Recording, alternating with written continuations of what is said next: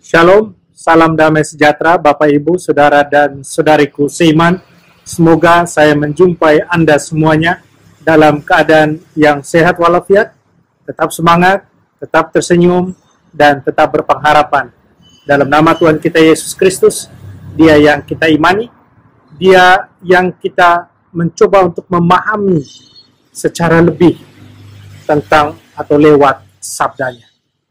Saudara dan saudariku, jumpa lagi dengan saya Romo Adi SVD dalam permenungan harian Sabda Tuhan, Embun Sabda di hari Rabu 28 Oktober 2020 di hari pesta Santo Simon dan Yudas Rasul.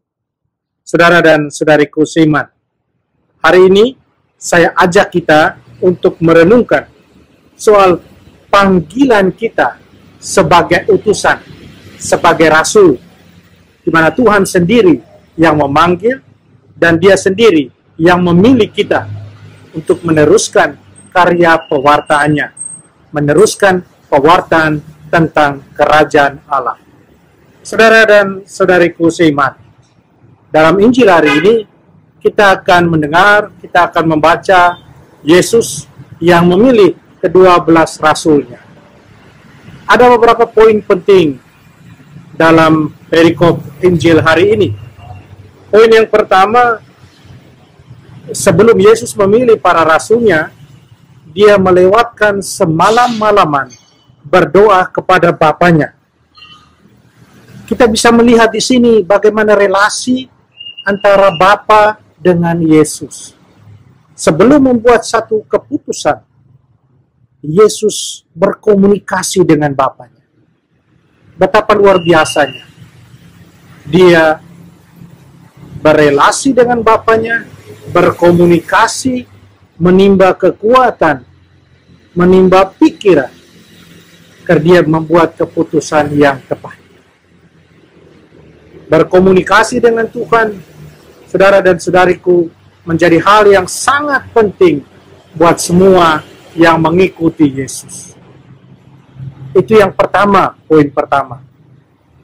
Poin kedua, orang-orang yang Yesus pilih adalah orang-orang yang sederhana.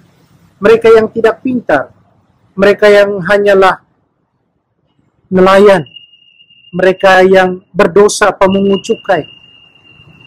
Tetapi saudara dan saudariku, bukan kepintaran yang Yesus cari. Bukan soal dia pandai. Bukan itu yang Yesus cari. Yesus melihat lebih dalam daripada itu. Yesus melihat bahwa orang-orang ini, mereka pintar di hadapan Allah. Mereka cerdas di hadapan Allah. Apa yang membuat mereka cerdas, mereka pintar? Kesiapsediaan mereka, keterbukaan mereka untuk turut aktif berpartisipasi, tentunya dalam jatuh bangun mereka, dalam mengikuti Yesus dan melanjutkan pewartaan kerajaan Allah. Orang-orang sederhana yang tidak pintar, justru mereka dipilih, dipanggil oleh Tuhan sendiri untuk melanjutkan karya penyelamatan Allah. Itu poin yang kedua, saudara dan saudariku. Poin yang ketiga, setelah Yesus memilih para rasulnya, ke-12 rasul, Yesus menunjukkan contoh konkret apa yang harus dibuat oleh para rasul ketika mereka mengikuti Dia. Yesus mengajar orang banyak dan Yesus menyembuhkan. Yesus berbuat kasih, menunjukkan kasih Bapa kepada mereka yang kerasukan setan dan menunjukkan kasih Bapa kepada mereka yang sakit. Dia menyembuhkan mereka. Itulah bentuk nyata pewartaan dari kerajaan Allah itu.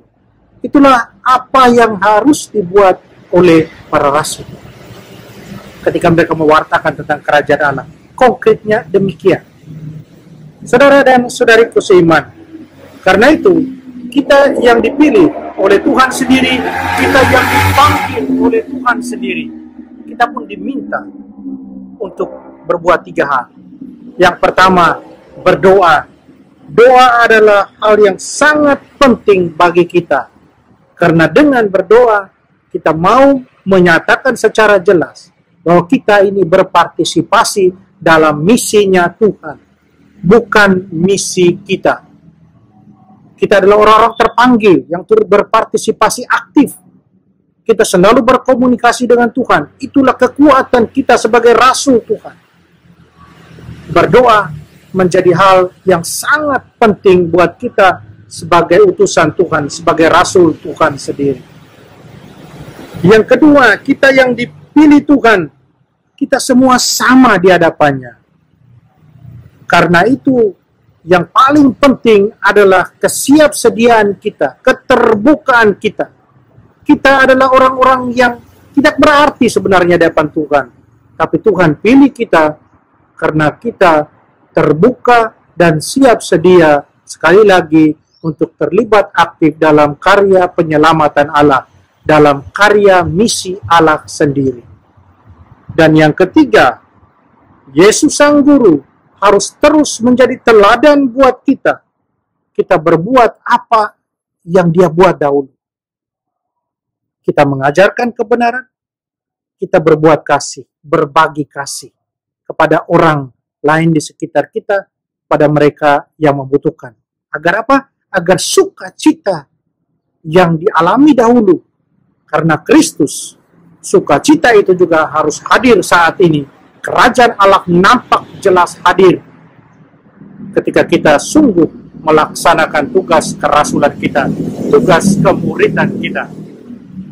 Saudara dan saudariku seiman, mari kita mohon dengan bantuan kekuatan dari Tuhan dan doa dari Santos Simon dan Yudas menolong kita agar yang kita sungguh-sungguh menyadari tugas kerasulan kita dan kita selalu bergantung pada kekuatan dari Tuhan.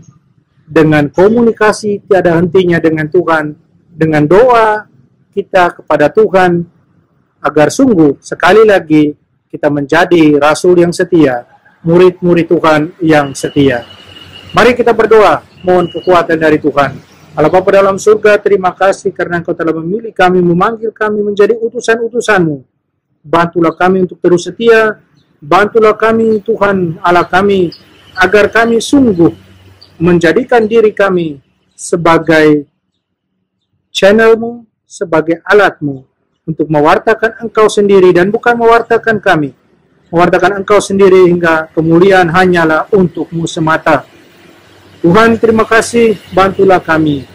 Amin. Mari kita mohon berkat Tuhan, Tuhan sertamu, kita sekalian semua orang yang kita kasih, kita sayangi. Usaha kita, perjuangan kita, untuk terus setia menjadi rasul Tuhan, menjadi utusan-utusan Tuhan.